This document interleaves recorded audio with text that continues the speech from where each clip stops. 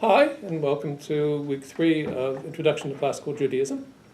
Our topic this week is Jewish history in the period of the Bible. So, as I did in the written lecture, I want to also do here in the short video and just kind of go over the range of opinions that there are on this topic. And we'll see a sort of a spectrum. And then there's a kind of a twist.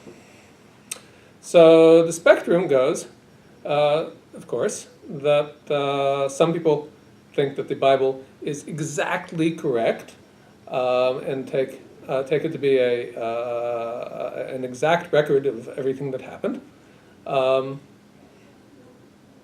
And on the other side, there are people who think that nothing in the Bible is true, that it's all myths and poetry and fiction.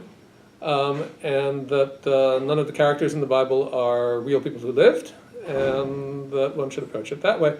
And then, of course, in the middle are a range of options, as I said, sort of a spectrum.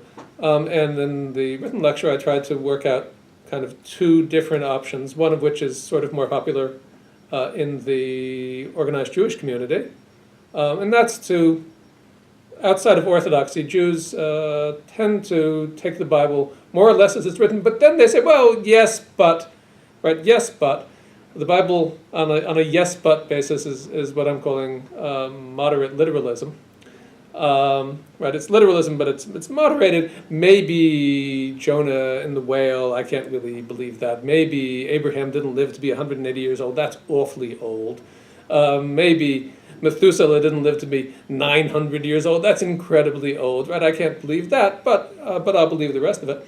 And at the other end, there's a position which is much more popular in academia, and it's essentially the dominant position in academia, which is not that absolutely nothing in the Bible is true, or that absolutely all of it is myth and poetry and fiction, but that a great deal of it is, and that some of it is based on historical figures, and it's accurate. Some of it more accurate, some of it less accurate. And these two kind of moderate views can meet in the middle. As I say, it's kind of a spectrum. And then there's a twist, which is that if we look at the fundamentalist line, if we look at the literalist line, where you say that everything in the Bible is true, every line is true. Jonah and the whale, great. 180 years for Abraham, great. Methuselah, cool. Right.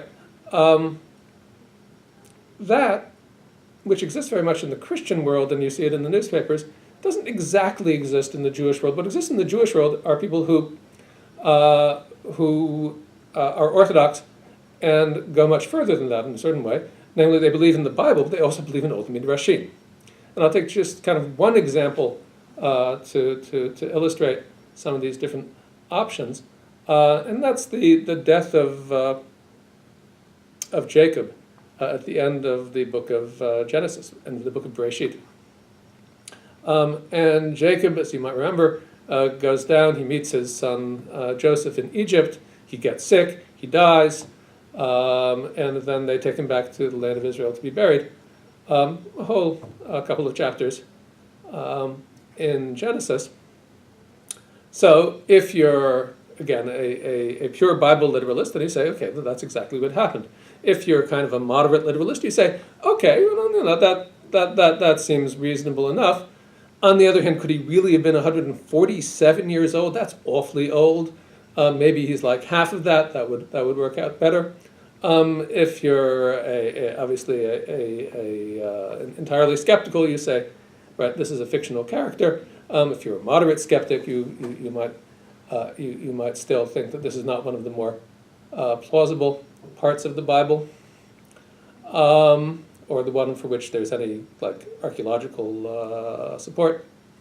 But I'm interested mainly in, again, the Orthodox world. The Orthodox world has no problem with the story, has no problem with 147 years old, that's great. Jacob going to Egypt, that's great. Jacob being brought back to the land of Israel to be buried, all cool. What doesn't Orthodoxy like?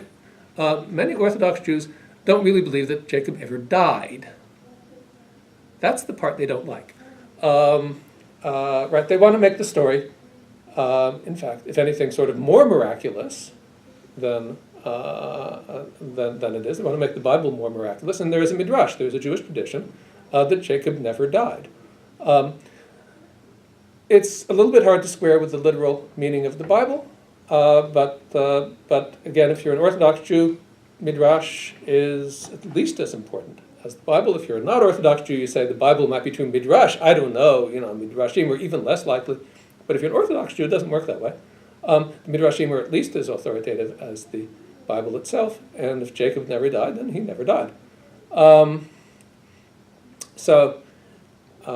These, as I said, there's a spectrum, and then then Orthodoxy doesn't line up with Christian fundamentalism in quite the way that you would expect because of the midrashic aspect of things.